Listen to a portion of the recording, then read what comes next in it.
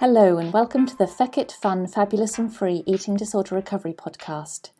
I'm Helly and I'm here to provide regular bursts of information and inspiration, some neuroscience applicable to eating disorder recovery, perhaps a few rants, but otherwise lots of positivity with a bit of a feck it attitude, some fun and a sprinkling of fabulousness to help everyone find freedom in recovery.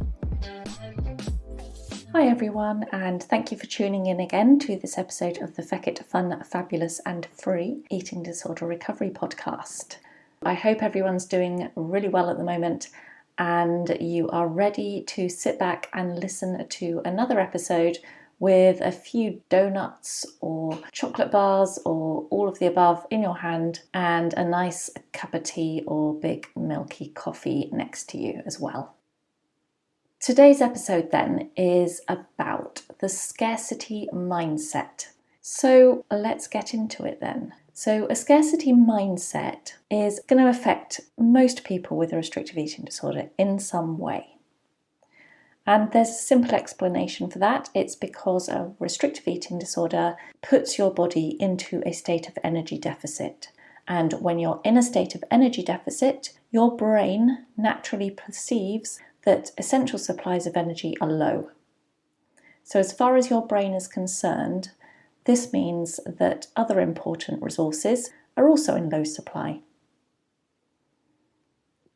So your brain is thinking right now you are in a very scarce environment because if you weren't, why wouldn't you be eating and restoring the energy levels it needs to function at its best?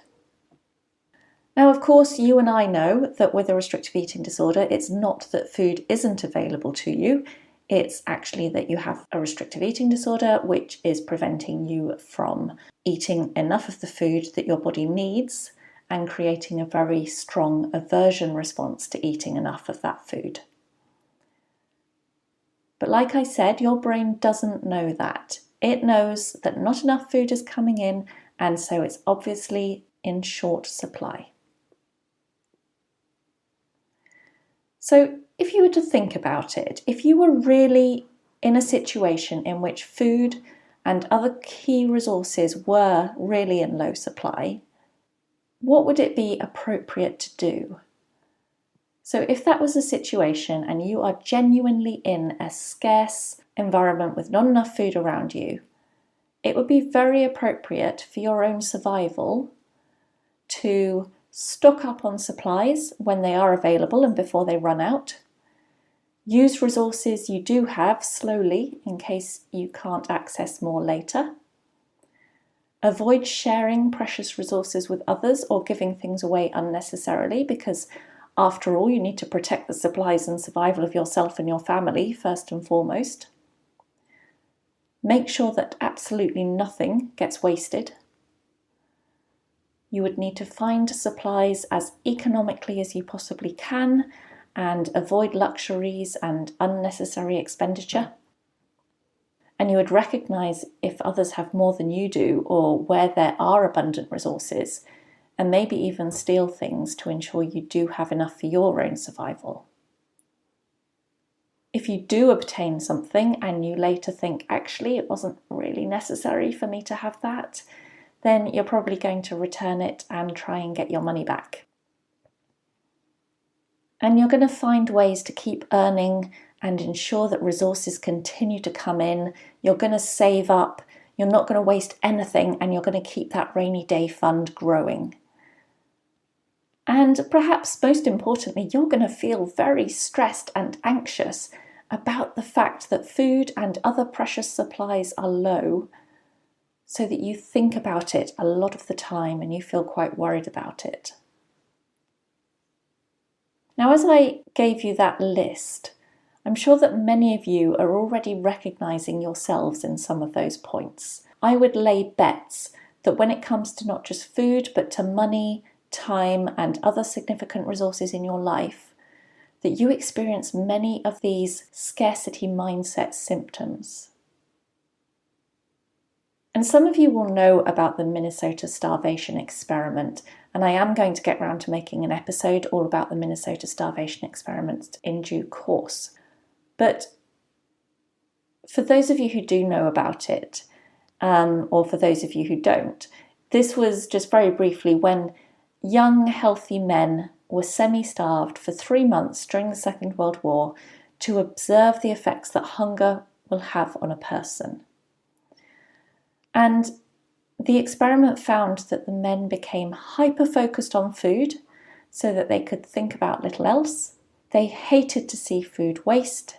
They licked their plates, they hoarded food and non-food related items, and they became more anxious and serious just in general in their demeanour. One man was also observed to shoplift, which was completely out of character. And these are all effects of a food scarcity and what can happen with a scarcity mindset. So the scarcity mindset can impact on so much of your life when you have a restrictive eating disorder. And over time, it can create even more habits that then need to be addressed as you overcome it. So it's really important to recognize the scarcity mindset and how it impacts on you and address it, but also to do so with self-compassion, because after all, this is just your brain trying to ensure that you survive in an environment in which it perceives famine is very real. So let's break it down then. Let's first of all think about the scarcity mindset when it comes to food.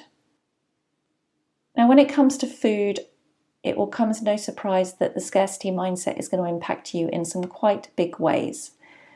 If you have a restrictive eating disorder and by definition you eat restrictive amounts to your body's needs, leaving you in a state of energy deficit, you can't not have a food-related scarcity mindset.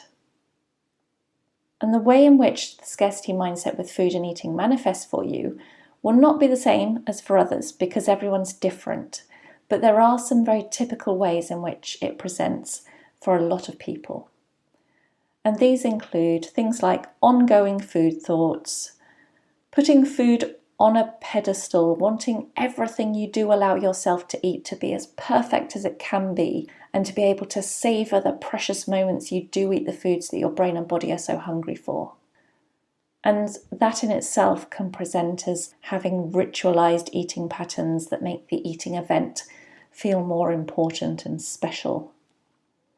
A need to be in the same place to eat, somewhere that your brain has come to associate with much needed food intake, and so it's placed high importance on it. Absolutely hating to have interruptions while you eat from other people, phone calls, or anything else. Having very rigid times of the day that you'll eat and that you find very hard to alter yourself from. And that's again because your brain perceives that food is only available at these times of day, and so it puts high priority on keeping this space free for this precious food intake that it's really hoping is going to come in. You'll probably feel a high level of distress if the food you are preparing is ruined in some way, such as if it's burnt or if it's too cold or too hot. And you might find yourself eating very slowly, dragging out the experience because these food supplies and eating events are scarce and you really need to appreciate them while they last. Now, conversely though, to the last point, some people actually have the opposite experience and find that they eat very, very quickly. And that's also a symptom of the scarcity mindset, but this time of a brain that fears that the foods available will not be available for long, and so it drives you to eat what you can very, very quickly instead. The other thing that the scarcity mindset is going to make you do is stretch out your food supplies, those that you do have in the kitchen, making them last as long as you can, even though you can easily buy more or even have plenty available. It can lead you to hoard foods, filling up your cupboards, your freezer, your fridge, even though at the rate you're currently eating them, they would easily last you 6 months or more. It can create feelings of guilt at even the thought of any food waste or throwing anything away, and it will also mean that you'll hate to see others waste food. It's likely to also make you not want to share your food with other people, feeling strong urges to hold on to the precious rations that you have and that you have allowed yourself. You might also have powerful urges to spend time in supermarkets, coffee shops, or other food-related places and just be around food, even though you won't allow yourself to buy the foods that are there. And if you attempt to buy foods when you go out, experiencing habitual thoughts of wrongdoing and that you should eat the food that you have at home rather than these other items. And you might even experience envy and intrigue at seeing others eat freely and abundantly. Or you may develop strong judgments towards people who eat unrestrictedly, perhaps considering them to be greedy or excessive in their eating. And these are also both symptoms of a brain that just perceives food to be scarce. So there are many ways in which the scarcity mindset will present in relation to food when you have a restrictive eating disorder and when your body is in a state of energy deficit. And the ones that I've just spoken about are just some examples. I'm sure that you can probably think of many more that relate to you. But the good news is that these symptoms will resolve as you eat and allow yourself all the foods that your brain is asking you for. When you really, really stop restricting, aim to get out of energy deficit, and really get yourself back into energy balance. But now let's think about the scarcity mindset and money spending. So a lot of people with restrictive eating disorders have difficulty with spending money. You might not even realise that this is a key feature of the scarcity mindset. You might just think that this is you being very careful with money or a bit tight and a bit stingy. But a lot of people struggle to spend money on absolutely anything. Or for some, it might just be that they have difficulty when it comes to spending money on themselves or on food. So you might find you get anxiety, overthinking, guilt, or even feelings of shame when trying to spend money, even when you can more than afford the things that you are deliberating over and the items are very essential. And that's certainly something that I experienced. I could put in hours of painstaking research to find the best price for a pint of milk or bottle of shampoo before finally allowing myself to begrudgingly buy it. And if I did find something that was at a great discounted price, I would find myself buying it in bulk, hoarding supplies, believing that I had to stock up because it might never be this price again. So perhaps you can relate to some of this. It might be that you hoard food or non-food related items, feeling compelled to have enough in the cupboards of whatever it is. It's very likely that you are an expert at finding the supermarket discounts and end of the day markdowns. And perhaps your family even tease you, as mine most certainly did, that you won't buy anything at full price without realising that this little quirk you have is a symptom of a starved brain. Money spending can be really hard for people in the scarcity mindset, and it's easy to joke about it, but it can have such a detrimental impact on your life. Even when you can more than afford all the material items and services that you need or want, the ability to spend that money can feel impossible. People who have high-paying jobs can still struggle to allow themselves to spend any money. And I've known people in that situation who haven't bought themselves any new clothes in years. And when they do buy something, the guilt at having done so can become overwhelming and they return it for a refund. That's life-limiting enough, but extend that to other ways in which money needs to be spent in order to have a fulfilling life.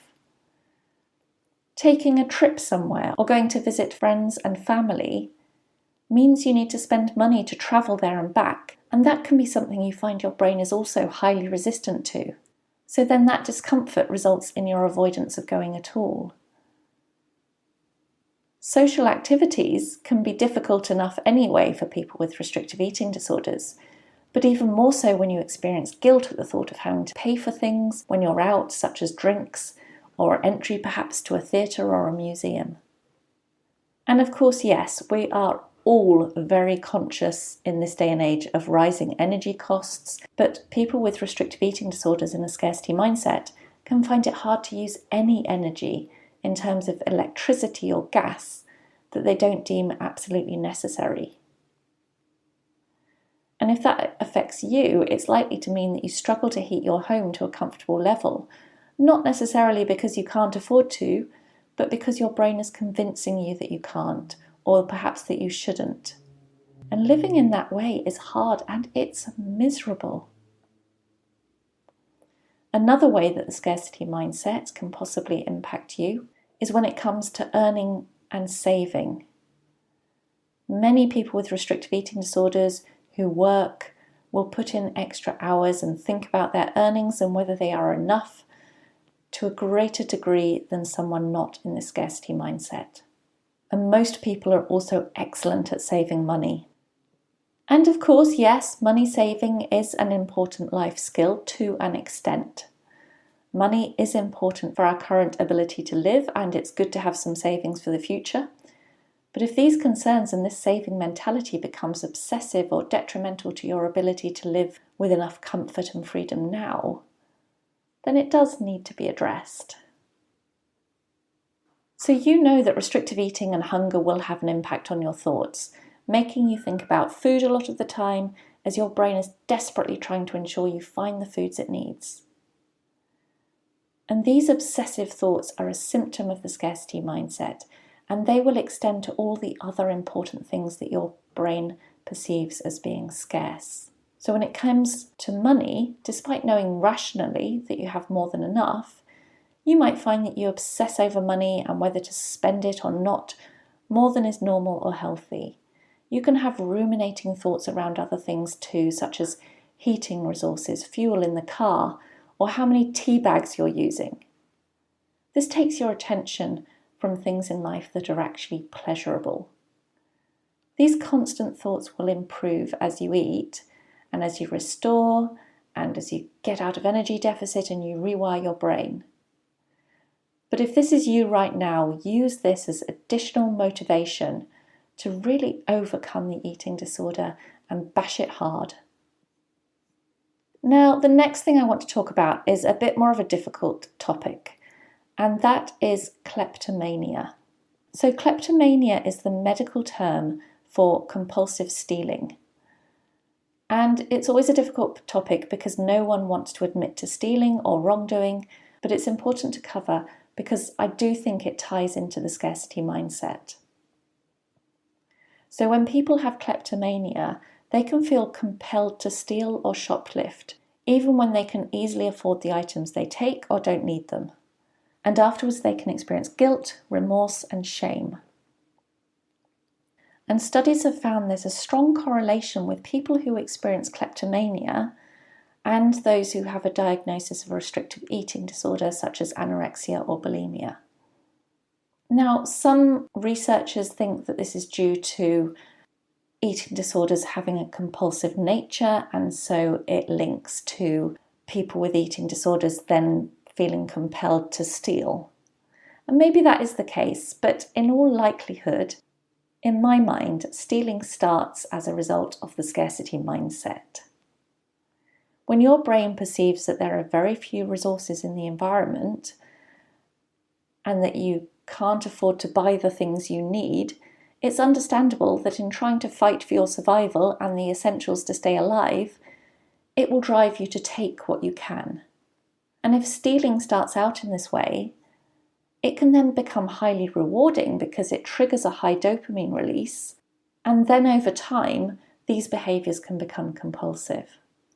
So if you have experience of having felt compelled to steal or shoplift during the time you've had a restrictive eating disorder, recognise it as a symptom of the scarcity mindset and a brain doing all it can to fight for survival. Remove any feelings of guilt and shame from your past actions because you can't change the past. And those who do experience kleptomania largely find the urges to steal subside completely as they emerge from energy deficit. So the best way to overcome it is to eat, rest, gain weight, get out of energy deficit. But in the meantime, recognize your patterns. If you do have urges to steal or shoplift, avoid any typical habits or routines that lead to you taking something without paying.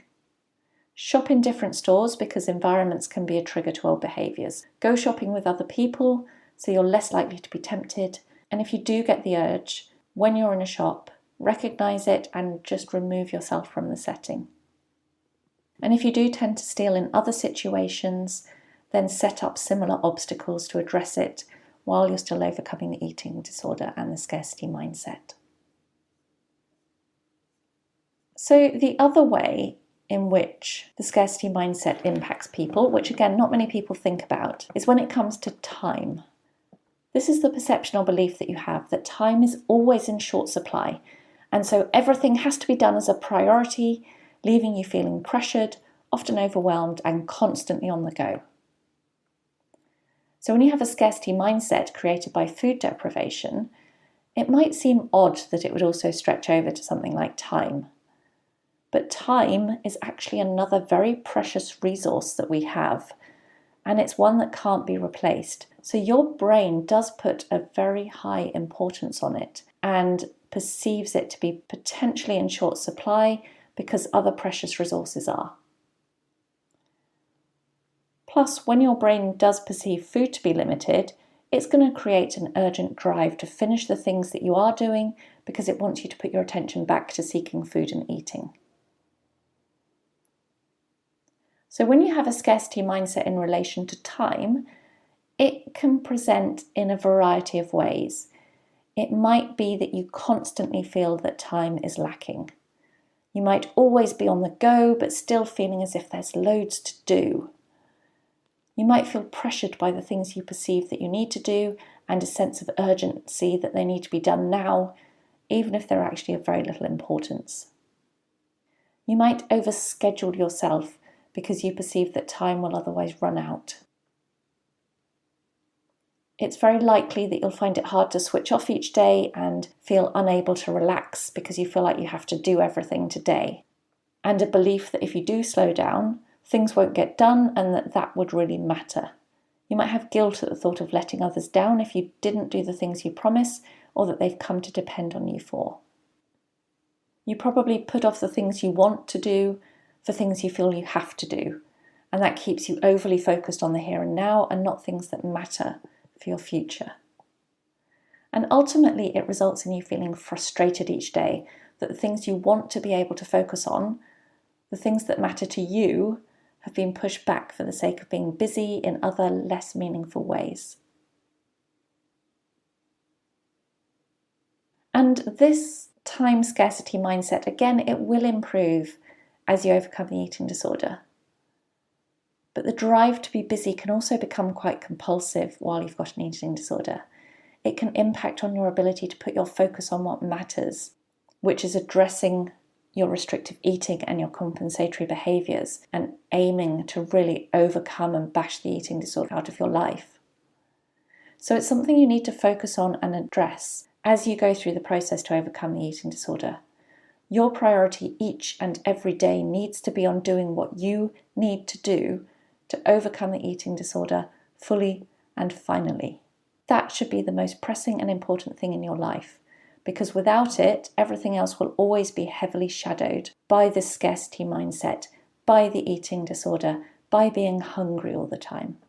So when you perceive time to be lacking, apply that sense of urgency to getting the eating disorder out of your life. So you know then now that you have a scarcity mindset and that it's significantly impacting on your thoughts and behaviours, and it's creating these compulsions and it's making your life miserable. It stops you living as freely as you know you could, and it contributes to your heightened levels of anxiety, low mood and stress. So what then can you do to address it? Well, as I said before, to an extent it's going to largely resolve, As you overcome the eating disorder, as you get yourself out of energy deficit and you put your body into energy balance, ideally into energy surplus for a while. And that's naturally going to show your brain that you're no longer in an environment of scarcity. So your brain will perceive that food's available and you don't have to stretch or be overly focused on meager resources anymore. And you'll naturally feel much more relaxed about so many things, including food, money, and time when this happens. And that's going to leave you more laid back and able to live in ways you can't imagine right now. But there's also going to be a bit of brain rewiring work to do around the scarcity thoughts and behaviours that you have developed, which have become compulsive and habitual. You're going to need to address these head on so that in the same ways you do with the eating disorder behaviours, you can unwire the old habits and wire in new brain pathways and circuits, pursuing thoughts and behaviours that you want. And to do that is just the same as with all the other compulsive habits that you want to remove from your life. You need to stop them. You need your brain to believe that nothing in your life is scarce now, so you can leave the scarcity mindset behind and move towards an abundance mindset instead. You have lived restrictively in so many ways for so long, it's now time to live abundantly for a while. Push to the other extreme, because it's the quickest and most effective way to get through this. Let your brain learn that spending money is absolutely fine. Look at your finances with absolute honesty. Consider what you actually can afford to spend each week or each month on food and non-food related items, and then set yourself a minimum spend amount and give yourself full permission to spend that money. And don't view this as wasteful and unnecessary, but see it as the way to overcome the eating disorder in full, rewiring the scarcity mindset. This is a way to invest in your ability to have a real and positive future. So when you do buy yourself something that you wouldn't usually let yourself, initial feelings of guilt and regret or shame will come up because they've been automatic and powerful ways that your brain's used to stop you spending money and living freely for a long time. So expect those feelings to come and then choose not to engage in them. Then deliberately allow yourself to feel proud that you're doing the best thing for your future life and your ability to give back to the world in more meaningful ways than you ever can with an eating disorder constraining you. If you've had a habit in the past of returning items after you bought them because feelings of guilt kicked in, make yourself a black and white rule that not only will you buy yourself new things, but you will not return them for a refund. Remove the labels from items you buy as soon as you take them home and throw those labels away. Make use of whatever you've bought immediately. Don't leave it in a cupboard or wardrobe for a special occasion or a rainy day. Just use it. For those of you who are the supermarket discount shoppers and end-of-day bargain hunters, push yourself to only buy foods for a while that are full price to allow your brain to learn that it's okay to buy these things even when they are not on offer. And where you always buy the economy goods, whether that's food, cosmetics or clothes, allow yourself to buy products at the more luxury end of the range instead. If you're someone who rarely visits the hairdresser or the barber because of guilt over spending, make yourself regularly visit those who are not the cheapest, but who offer a quality service. Perhaps you've also always wanted your nails done or to visit a reflexologist, but you've never let yourself. Now's the time to do these things. And the energy savers amongst you who live in poorly heated homes, wearing 3 jumpers and a coat rather than using the heating because of the cost, you need to start to keep your home warm. Again, be honest with yourself about what you actually can afford. And when you have had a tendency to hoard food or non-food supplies, use up the items you have stockpiled and make a rule for yourself that you can only buy enough supplies for 1 or maybe 2 weeks at a time. And when it comes to time scarcity, make time to relax something that is a priority in your day. Look at all these things you feel so compelled to keep busy doing and And as I said before, prioritise your time to overcoming the eating disorder and doing what you need to do for that. As you know, learning to rest for this is crucial. This means being able to say no to demands on your time and to realise that so many of the things that you keep busy doing at the moment really can just be left or given to someone else to do. So the scarcity mindset is real and it's powerful. It can impact all aspects of your life. It will add to how difficult your life is and the detrimental impact the eating disorder has on it. You need to be aware of how the scarcity mindset impacts you and which parts of your life you might have attributed to being your little quirks are actually symptoms of your brain perceiving scarcity. Then you need to address it. And that will happen in part by abstaining from all the behaviours, but you need to abstain from the things in your life that stem from a scarcity mindset, aiming for abundance as you do so. In my case, when overcoming the eating disorder, I could tell if things were sliding backwards again, because one of the first things to worsen would be features of the scarcity mindset. Money spending would become more difficult again. I would have more thoughts about whether I could justify petrol costs for a trip, or increasingly feel that there just weren't enough hours in the day for all I had to do. So if you are overcoming an eating disorder and a scarcity mindset as part of that, if you notice that your discomfort with spending money or having enough time is increasing, then reflect on what was causing it. It's very likely that even without being aware of it, you've slipped back into a greater level of energy deficit, and you need to step up the eating, resting, eating disorder bashing approach once again. So that's been quite a long episode for today. I hope it's given you something to think about, and maybe there's something there that relates to your situation. So I will be aiming to make more episodes more regularly as time goes on. At the moment, I will say that I'm currently writing actually 2 books about eating disorders and overcoming them. So I'm hoping that book 1 will be released quite soon. But that's why I have been keeping my head down at the moment, getting on with doing that and not putting out so many podcast episodes. So bear with me, more will be coming, and book 1 will be out very soon as well, which I'm very excited about. In the meantime, keep bashing the eating disorder. You know where to find me. I'm on hellybarnes.com, and I'll speak to you very soon.